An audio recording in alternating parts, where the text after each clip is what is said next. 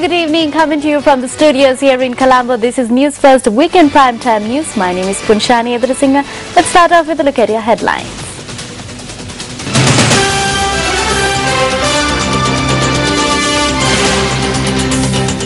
Presidential spokesperson says that the president has no option but to implement the impeachment motion passed in Parliament. Commonwealth Secretary-General Kamalesh Sharma expresses profound concern about the situation in Sri Lanka following the passing of the impeachment motion. Speaker says that there is a need for a change in the constitution.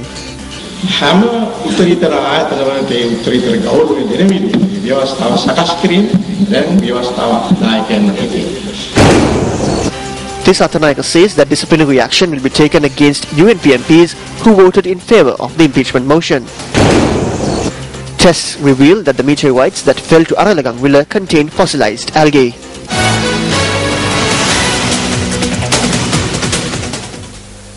President Mahinda Rajapaksa reiterates that steps will be taken against anyone who commits mistakes regardless of their position.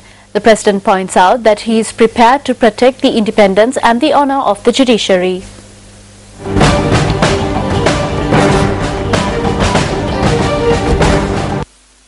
An event was held under the auspices of President Mahinda Rajapaksa to confirm the services of 50,800 graduates who were granted jobs.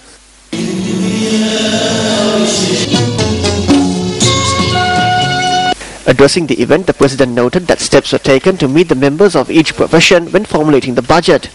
He noted that members of the legal profession also met with him and discussed their issues.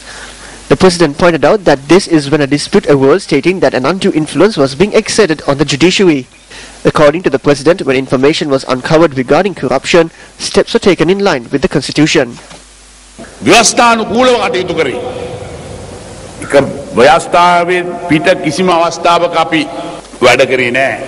It was done according to the Constitution. We did not act in any manner that was not according to the Constitution. The public representatives fulfilled their responsibility. Then it was sent to me. I have sent these to many experts in the field of law and banking to agree with my conscience. I asked this from a person who taught Minister G.L. Peris, who also taught me and Ranil Wickremesinghe in law college and in university. He is currently residing in Australia and has authored over 50 books that are in every court in the world. I asked him. The others are also intelligent people. I also asked this from the former chairman of the Magistrates Association of the Commonwealth Parliamentary Union. Now I am not afraid to make a decision according to my conscience.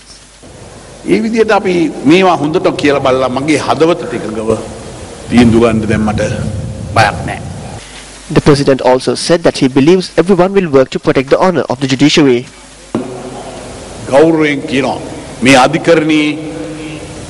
I am respectfully saying this. I believe that everyone will act in a manner that will not harm the dignity of the judiciary. We will clearly state that we will not hesitate to punish those who have done wrong and who are corrupt.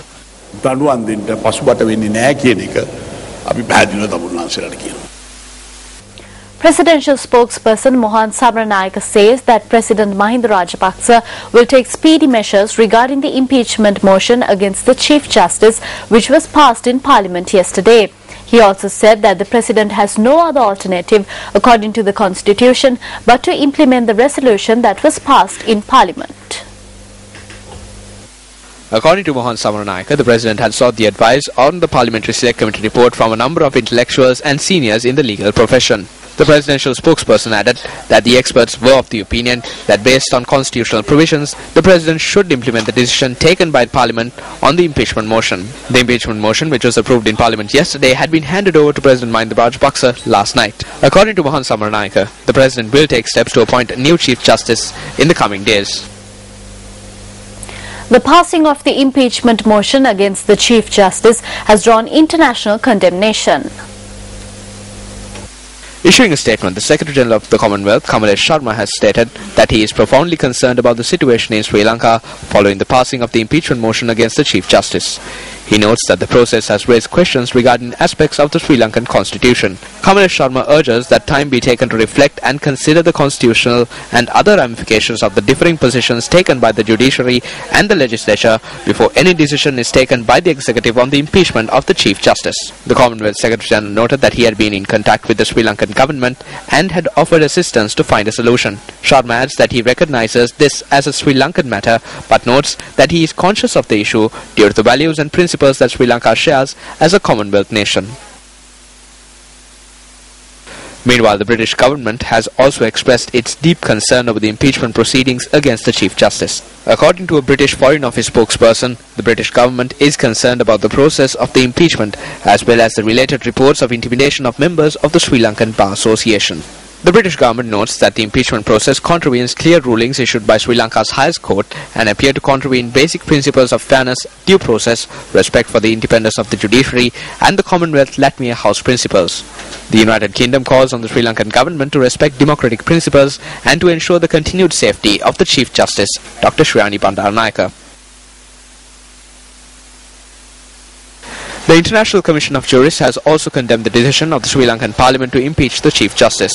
According to the Asia-Pacific Director of the ICJ, Zam Zarifi, the impeachment motion has defied the rulings of the Supreme Court and has thrown into chaos the system of checks and balances in the country. The ICJ notes that the Parliament and the Executive have effectively decapitated the country's judiciary in pursuit of short-term political gain. It notes that the issue has precipitated a legal and constitutional crisis of unprecedented dimensions. Zam Zarifi notes that President Mahinda Rajapaksa should refuse to appoint a new Chief Justice and instead call on Parliament to enact a new law to govern the impeachment process. Speaker of the House, Chaman Rajapaksa, addressing an event in Galle today, said that the time has come for a change in the constitution.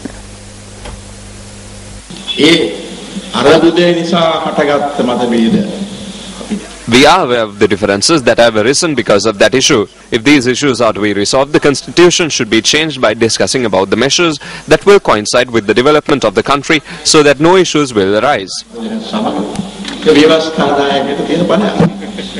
Now it is up to the legislature to prepare a constitution that will protect the dignity of all institutions because it has the power to change it as well as to prepare a new one. Now this is a good opportunity for that.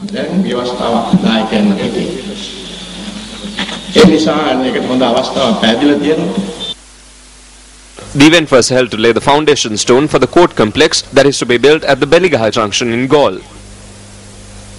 A special seminar was held in Kalutara North today under the theme Don't Lay Hands on the Judiciary.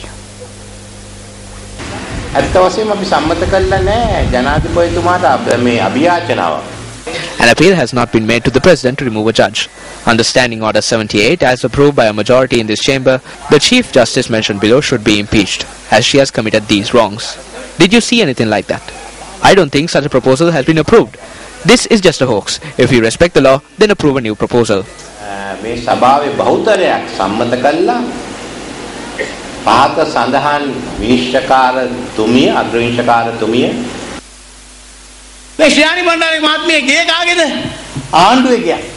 Shriyani Bandaranaike's house is a government house in a secure zone.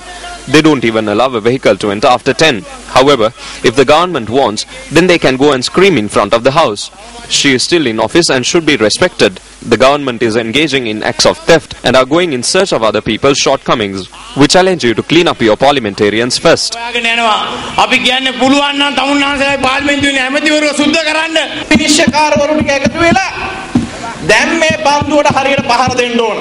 The judges must now get together and strike this ball. It is in your hands now. We have done our part as political parties and trade unions. Do not accept the new Chief Justice. You have no right to accept him or her as well.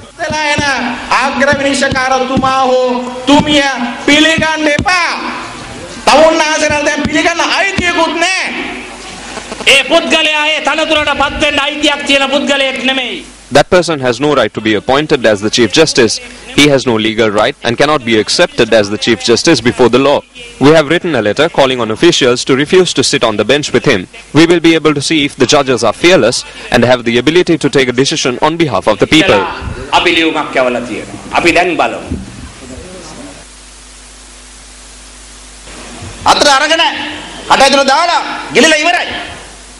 The executive has swallowed the legislature. There is no longer an independent parliament. Except for opposition parliamentarians, everyone else has fallen into such a level where they will sign blank papers given by the president. Only the judiciary remained, and this plan was hatched to take over the judiciary. Now they have done it.